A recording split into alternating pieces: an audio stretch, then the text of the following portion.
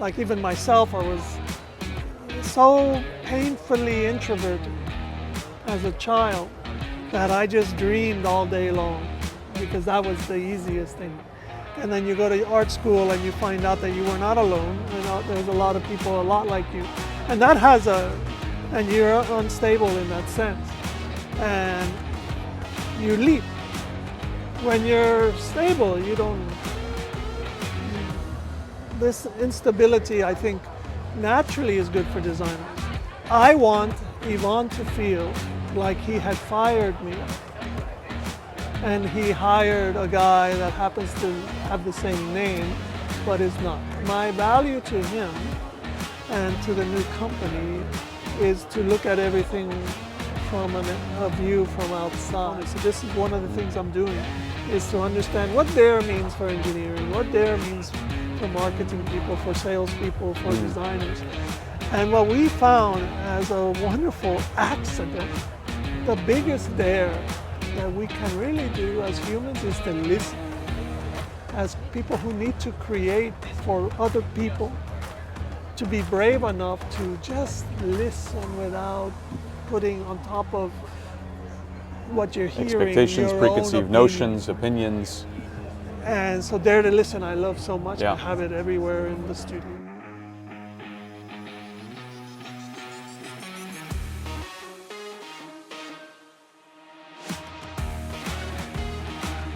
Hi, my name is Alfonso Albaisa. I'm head of design for Nissan and Infiniti. I'm here with my friend Jason Stein of Cars and Culture, and we're at the Quail. We've been here 10 times or so. Yes, exactly, yeah.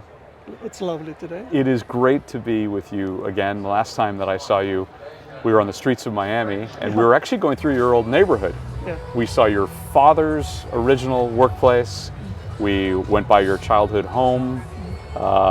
It was an emotional experience, I think, for both of us, and we were in your brand new car, your Nissan Z. So the question is, where do we take the QX65 now that will be the same kind of significance for you while we're in California?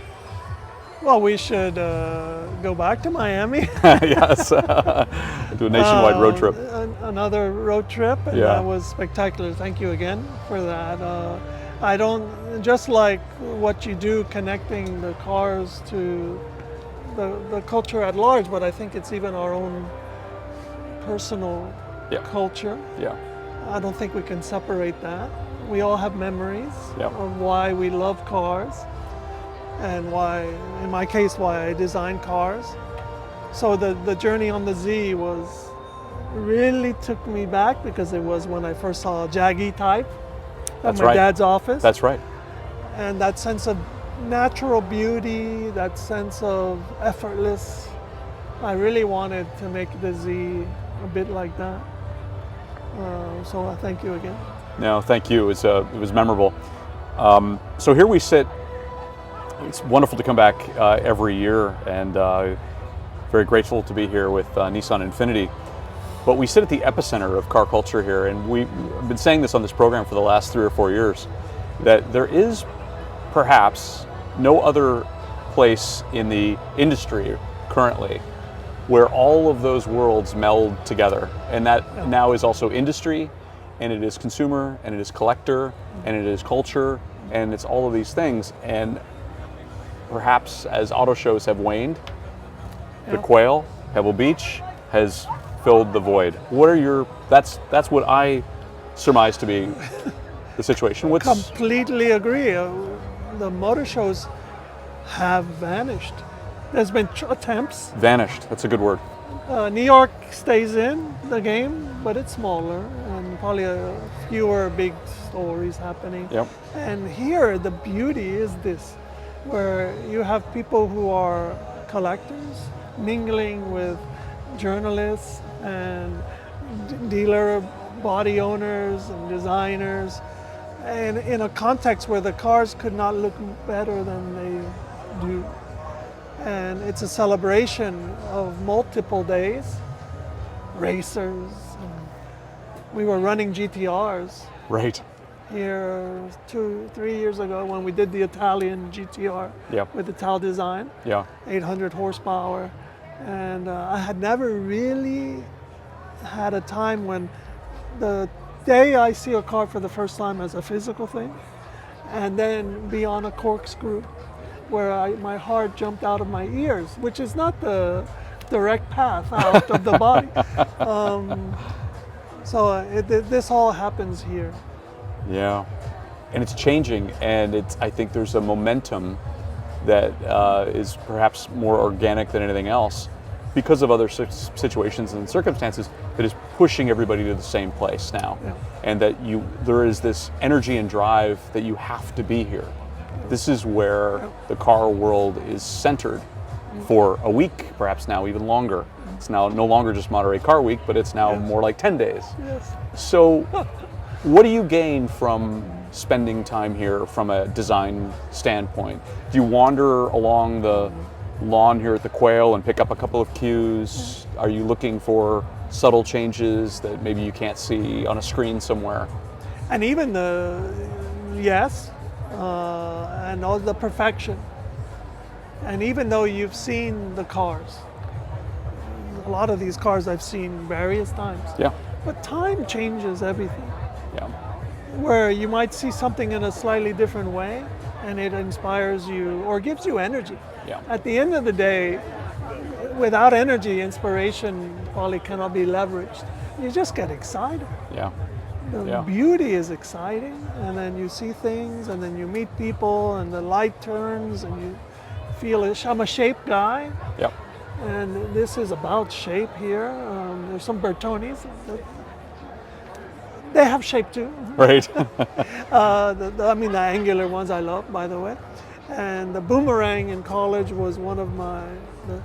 The boomerang happened when I was in my teens. Yep. And it's just a celebration of design. And I'm a judge, honorary judge. Yes. And to hear the stories of the owners, they chase these cars, decades sometimes. Before they find what they're really looking for. find it. Right.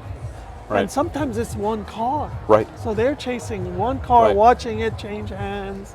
And wow, I don't know what other world has that. What other industry or what? I guess the art world would probably have this as well. But it's becoming 10 days. When you and I went through your old streets in Miami, the world was a different place. Yeah. I don't know Really? what I don't know. I don't know what your world in the last 8 months has looked like, but how does chaos influence design? That is a profound question, because one would say that a designer is a bit unstable already. Generally. Yeah, we are, like even myself, I was so painfully introverted as a child that I just dreamed all day long, because that was the easiest thing. And then you go to art school and you find out that you were not alone, and there's a lot of people a lot like you. And that and you're unstable in that sense. And you leap. When you're stable, you don't. This instability, I think, naturally is good for designers. But it's now happened in many ways. So it's no longer a personal instability. Yep. It's all the markets, it's the politics, it's our company, by the way. There's many self-inflicted situations. We have a new CEO. Yes. Again. Yes. And it's exciting. You know, from the outside, I don't know if people can understand what happens when you have a new CEO. It's probably a good story anyway. And you've had a few of them. I've had a few of You've them. had a few of them. And some dramatic ones. You had some very dramatic ones. And You were left in is dramatic good. fashion. Yes, change is destabilizes, but it Yes. also is rebirth. And you have license to reinvent yourself. And you should always consider change as an opportunity to be a different person Right. yourself. And so as a designer right now, I'm in a point where I'm like trying to think about all my sacred cows. How many do I do? How many am I nurturing, which I shouldn't do? Infiniti and Nissan are important brands for many, many millions of people as a group, and they want us to survive from the self-inflicted stuff, and they want us to survive the geopolitical things. From external events that are influencing. So we're getting all these. Yeah, you have internal change occurring at the same time Yes. as you have massive external change. Yes. And you have sacred cows and product programs Yes. And that have the pain coming from both sides as well. Yes. And I've been a collaborator of Ivan Espinosa, our new CEO. Yes. For a long time, and Guillaume Cartier, which is a kind of our CPO, is our performance officer, and Jeremy Papin is CFO now. He was an head of NNA. So I know these. I have continuity of relationship, but it's understood completely that we need to almost not know each other. I need to be a value to them to find new ways, because old ways didn't work. Right. And it's exciting and stressful at the same time. China, we didn't talk so much about, I'm not talking about tariffs, I'm talking about the processes they have developed in China to make a beautiful car. So probably when people think, oh, you're going to reduce the schedule of a car by half, you would think, oh, that's not going to be a nice car. No, that's going to be among the most beautiful cars in the world. And invention and stuff like that. And to witness that and want to advocate that this is one of the secrets for our longevity. We have 2 programs right now. I mean, I have 7 that I've developed in China in the last, since we saw each other. Wow. 7 they're programs just starting to launch now, and 7, which was developed in 26 months or something like that. Full sketch to build. And we're doing some a little bit less than that in China, and now I'm excited we're taking that with Ivan, because Ivan and me were part of that. Right. And so yeah, all this crazy stuff's happening, but we see each other and we know what we can do as a company, and that what we can do is directly linked to doing it for 100 years more. So yeah, crazy times, but there is a goal. Are you taking more risks with design? I'm sitting here at the Quail looking at this gorgeous QX65 that's in front of us, that is edgy and daring and different and might even look like some much more aggressive versions of Infiniti going forward. Yeah.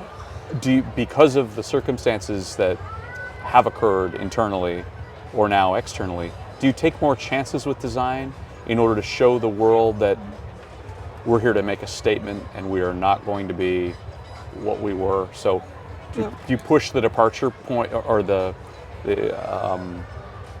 you push the edges in order to attract more interest? What is happening, which is I think it's a great question you're asking me, is I want Ivan to feel like he had fired me and he hired a guy that happens to have the same name but is not. My value to him and to the new company is to look at everything from a view from outside. Yep. And I felt that for Infiniti, and some of this you're seeing a little bit, but you're going to see more of it, is that our artistry was a bit narrow. It was nice. People liked designs. They were not selling a lot, but in all the surveys, people were positive. But we need to be much more outstanding. I'm challenging the team that art is not just a fluid, appealing shape. Art can be square, art can be a triangle, art can be anything. We have to really make our brand stand out even in the dark. So that's the mission that we're on right now. Even, we just launched a QX80, it's quite popular, but we've got a race version and we got one from completely off-road. It's part of this world with Prem Car Partnership, Australian group. They took over, they did a car. We're letting partners shape us and inspire us. And then back to the 65, Infiniti, when it was really at its best, they were inventing. So 1998-ish, if you think about what was happening in the world, I think the BMW X5 just launched. That's right. It's probably the first premium SUV to row, and it was a lovely car. Yes. Head turner. Very successful. You would think, back to the inspiration, we got to make one like that. Right. That's cool. Right. But that's not what happened. I was director at the time. Part of my job in the US was to vote on cars that are coming for the US I had nothing to do with. And this is, I'm old. There was no email, no servers. You wrote a letter to somebody. I received a package. A package at FedEx or something, and then I open up and there's photos. And it was a cool looking object. Yeah. And there were 3 of them. The last one looked like an egg had swallowed an aircraft carrier. And it was the one that I wanted to vote. It was a new invention. Like, yes, you can tell it's the genre of the X5. It's a 2-row SUV that has a refinement level of a passenger vehicle. But it was such a unique thing. And when the project came up where we were building a car off the QX60, it starts to have the footprint of the FX. And we went after it. And the difference is, as you're saying, the FX was very clean, actually. Because at that time, it was so arresting as a proportion. It was. It was incredibly memorable. All around the place. The Quail and the Concours used to be about a celebration of history. Right. It's not. Right. As many cars are from the past, we have cars from tomorrow coming.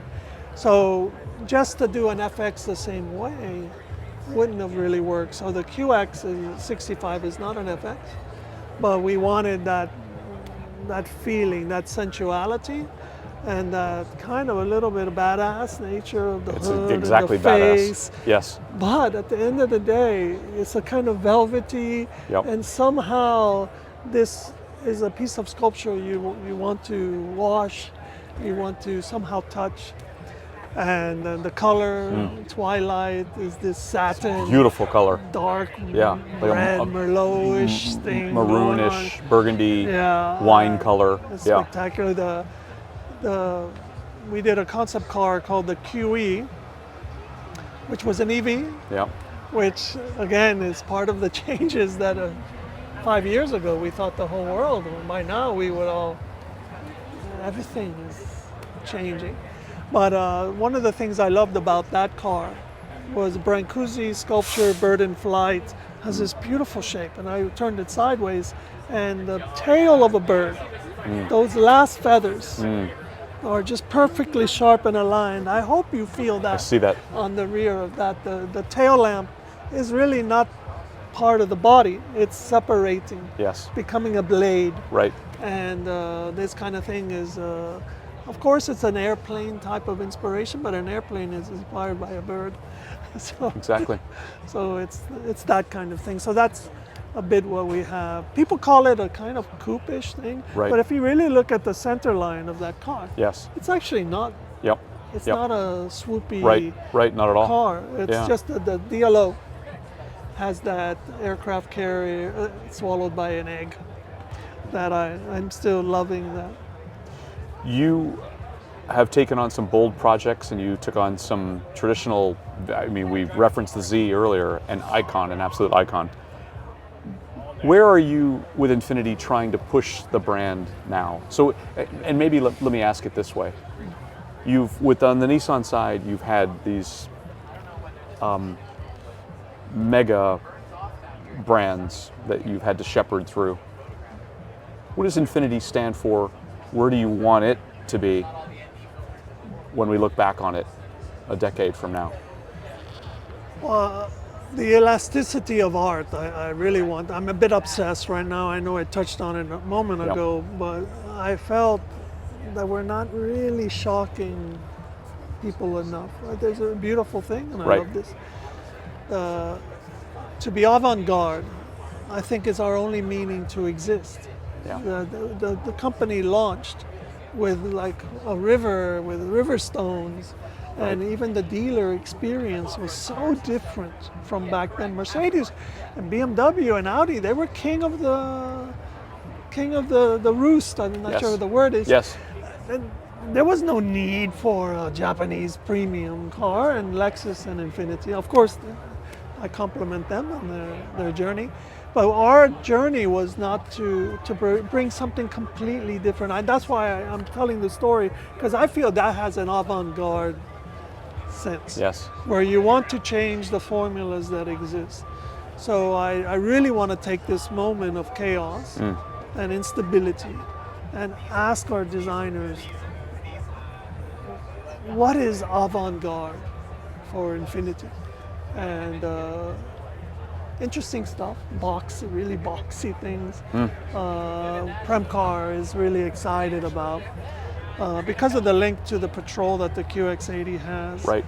That really we don't show the limit of what that car can actually do. Yeah. And that's why I'm excited. So one side is how we market it. The other side is really how the designers really stretch it. Don't get complacent, the sacred cow type of thing, back to our CEO. So I'm excited about that. I love digital art. I think digital art, new minimalism with digital art and all of this stuff, autonomous is nuts. I've been driving some cars in China that is a bit unbelievable, but I think there's still more change coming, and I think Infiniti should be right in the middle of that. How does what's occurred specifically here in the United States as it relates to EVs more recently change the trajectory of a designer who is constantly looking out 5, 6, 7 years? Yeah. Because this is the epitome of chaos. It's a pendulum that is swinging this way when all of this time and effort is put into propulsion systems that are different. And the concepts, you and I talked about this last time in Miami, what you can envision when you have a propulsion system that's changed or when the parameters change. Well, they've changed again. So do you just kind of go back to the design room and go, well? Agility. I think that we are, it's a word, it's an old word, agility, of course. You have to be. But it's really now. And it's linked to this very short process that we cannot allow. Powertrains take a long time. Yeah. So we need to develop a few different types of powertrains to understand where the world is really going to go. But on the design side, we cannot be a roadblock for change. And engineering, design and engineering. We need to be able, when the company has clarity on what we're going to do, and we should be involved in that. We should say, hey, world is changing. Something weird is happening in the US, and there is a little bit of a resistance. It's organic. It's not that someone said, hey. No, it bubbled, started feeling, got louder. Cars were waiting on the... Right. But the technology is still good, so it's not like you're walking away. But then we go and talk to the bosses and say, there's a new vibe. And don't pretend that it's just a Nissan vibe. This is a vibe that's going to be for Infiniti. It needs to be a player. A little bit more analog thing is happening. I don't know. It's not just the EV. It's probably a feeling that in the US people are having to all these technologies that are supposed to make your life easier. But in fact, you're causing people to stumble over some things that were probably basic, and Yes. they don't want you changing that. So I don't know if job security is too snarky, but it is interesting that, okay, we got to rethink all this stuff. Yeah. We got this new thing we got to Yeah. do. There's no end to the work. Yeah. Evolution is not linear, That's right. and we have to change constantly. So it's a combination: powertrains, apprehension. Hybrids seem to not be affected. Right. They seem to Right. be a safe haven Yep. for people's doubt. Yep. But in fact, the ICE cars in the US, the trucks and stuff like that, which is part of our DNA on the Nissan side. Yep. But I think that more and more you're going to see this sense of frame. I mean, the QX80 is a frame Yeah. that is velvetized. I don't know if that's a word. Yes. And I'm hungry not to shed some of the velvet and to challenge really what is the experience of luxury is not velvet. Right. To go back to that. Right. So it's exciting. And the other one, as I mentioned, is how much tech does it have to be there or not. Do you see design becoming less technically, or interior design shifting away from all of the possibilities of technology and going a little more analog going forward? There will be. Simplifying life, if you will? I am attracted. So let me say it like that. Yeah. When I see a sketch that seems to be going against all of the tech integration, Yeah. there is something quite sexy about it. A bit human nature, probably because everything is so tech as a theme, Yeah. that I'm drawn to these as a designer. Yeah. I'm not saying that we're doing it all completely, but on the other side, you know, if you had every function in the car represented by a physical button, the opposite is going to happen. You're going to have 2,000 buttons Yeah. in front of you. Yes. So, you know, like everything, that the truth is probably not exactly one or the other. Somewhere in the It's middle. Somewhere in Right. the middle. Right. Listen. Right. Right. We have an expression now that we're using in Japan. Dare to listen. So our company was based on dare to do what others don't. The big company. And we have struggled. I'm head of brand now, by the way. Yes. So it's one of my homeworks. Yes. Yes. Is what is the meaning of that wonderful expression from our original 1934? We found the writing. And then when each function doesn't have that sense of daring in one of their key components. So this is one of the things I'm doing, is to understand what dare means for engineering, what dare means for marketing people, for salespeople, for designers. And what we found as a wonderful accident, the biggest dare that we can really do as humans is to listen.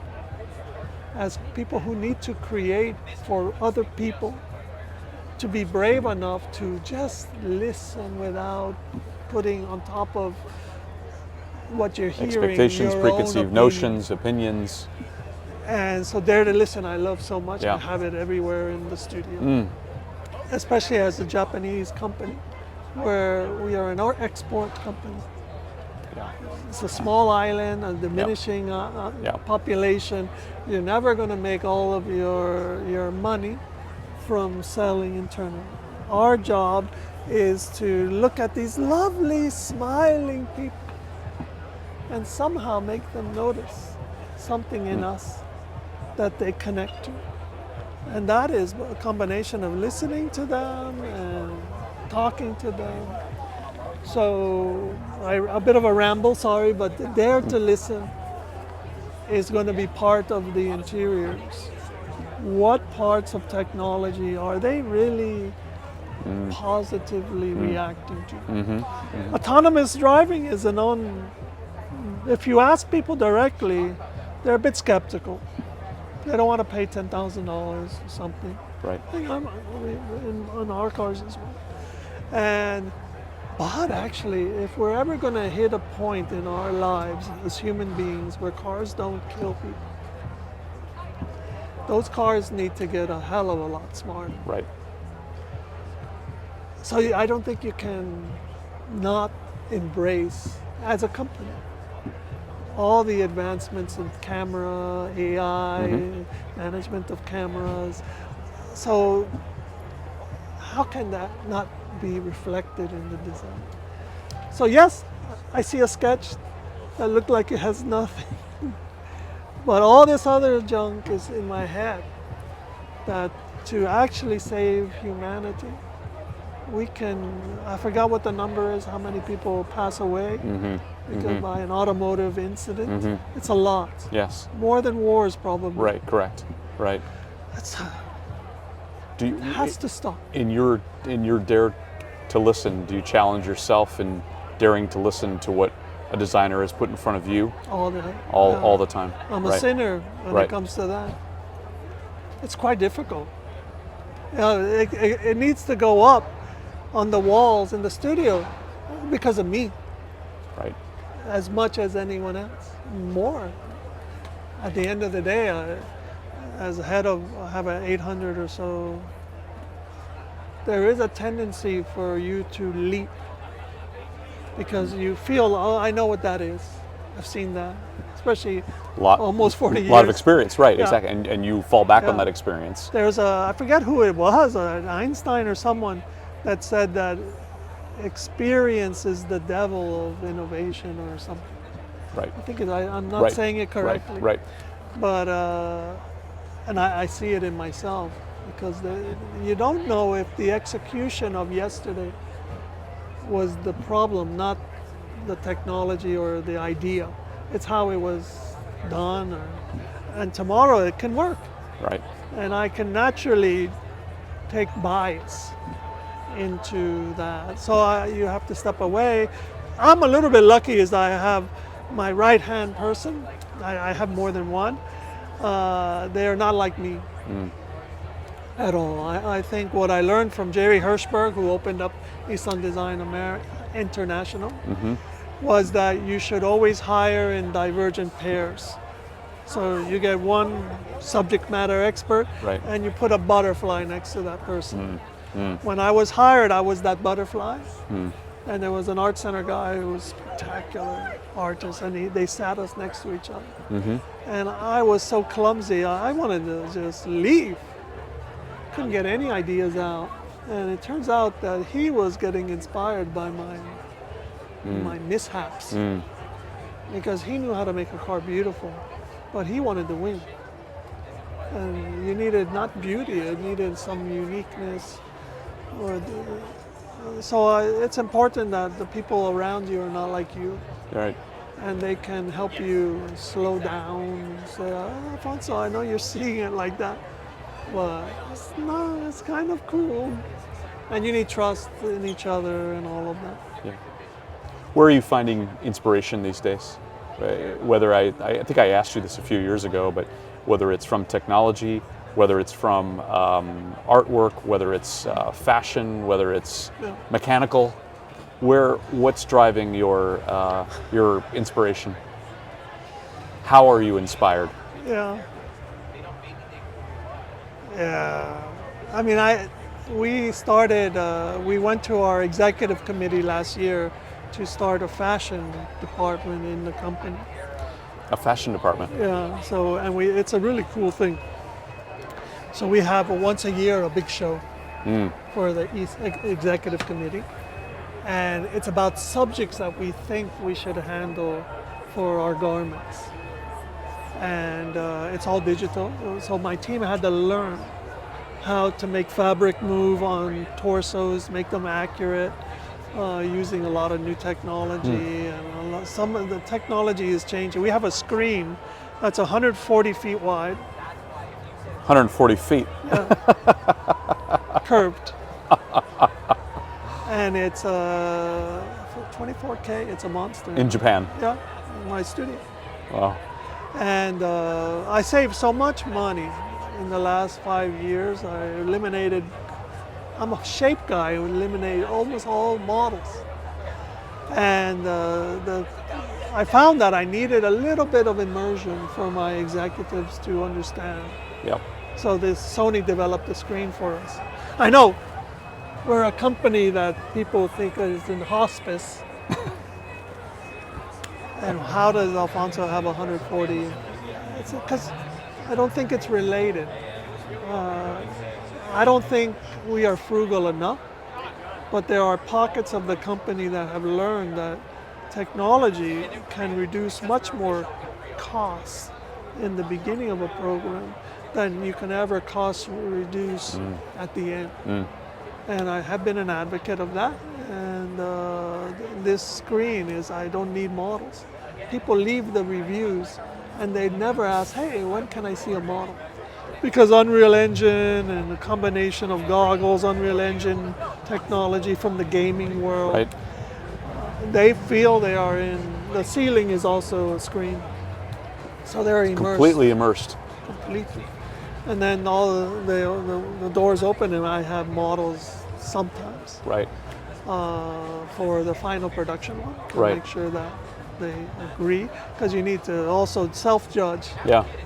And so I'm excited about technology changing our lives. And what happens is, because when you're learning, you make mistakes more than when you're an expert.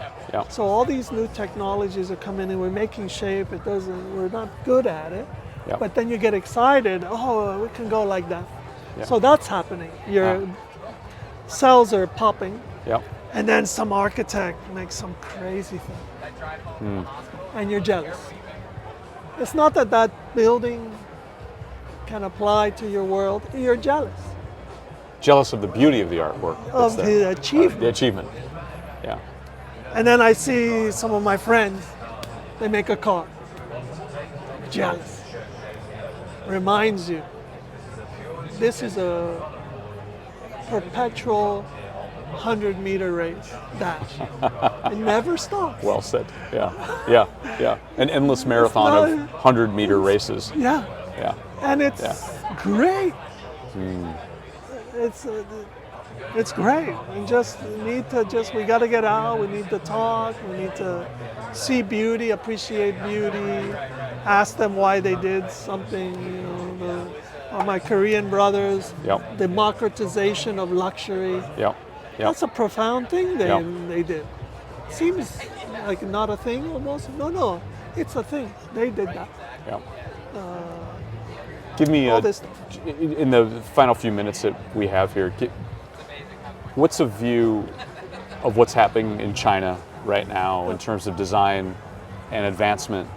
And there's a lot of talk, Alfonso, of the overtaking, the Chinese influence that's overtaking most of the world. Maybe not North America yet, Yeah, but it should. it should. It's a strange thing for me to say, I understand, yeah. because I don't think it not happening doesn't help us. Because what's happening is an interesting thing that's happening.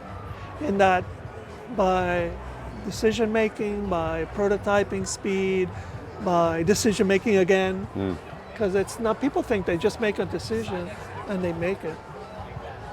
That's not what happens. I've had programs that at Cabin Fix, we changed the length and the shape of the car. At Cabin Fix, which on a 26-month process is deep into this. They are the agility of the Chinese producers, creators. Yeah. This is something we have to have in this country. Because in the long term, of course, countries have to defend, but I want the country that accepted my family from Cuba Right. to be number one. Right. And to be number one is the new language is agility and efficiency. It doesn't mean anything changes in the joy that we have. Right. We just have to learn to get to the end quicker than we do. So I have jokes about China Yeah. in the sense that it's almost, I think the cars are beautiful. Yeah. Not all of them, of course, Neos and some of these Zeekers and Avatars. These are stunning cars. And it's like if Porsche, Cayenne, it's not two companies, it's the Cayenne and the Panamera had the most beautiful babies. Yeah. Yeah. And they're made perfectly. And they're more flush than a Porsche. They're more, they go 3 times farther than a car that we make. And in China, the difficulty for us is, as designers, we always think you have to go away from the core to be noticed. The sensitivity of the Chinese customer doesn't have the same need as an American customer. They're expecting you to perfect what they already love. They're not so patient or interested in taking them over there. No, that's not necessary, and you lose market. This is what was happening. We were insisting, and I was responsible and criticized rightfully for demanding a uniqueness. And it was a learning for myself to, when we did the N7, is to love what is happening in China and make it incrementally unique and special, but it's in that world. And that part doesn't need to happen here. The part that needs to happen here is everything we do, let's do it in a way where we eliminate waste, bureaucracy. Yeah. Most people think that China has a bureaucracy, and not in decision making. That's incredibly decisive and incredibly... The CEO is looking at sketches and formulating and sharing opinions. This is a huge advantage Ivan, our new CEO, has.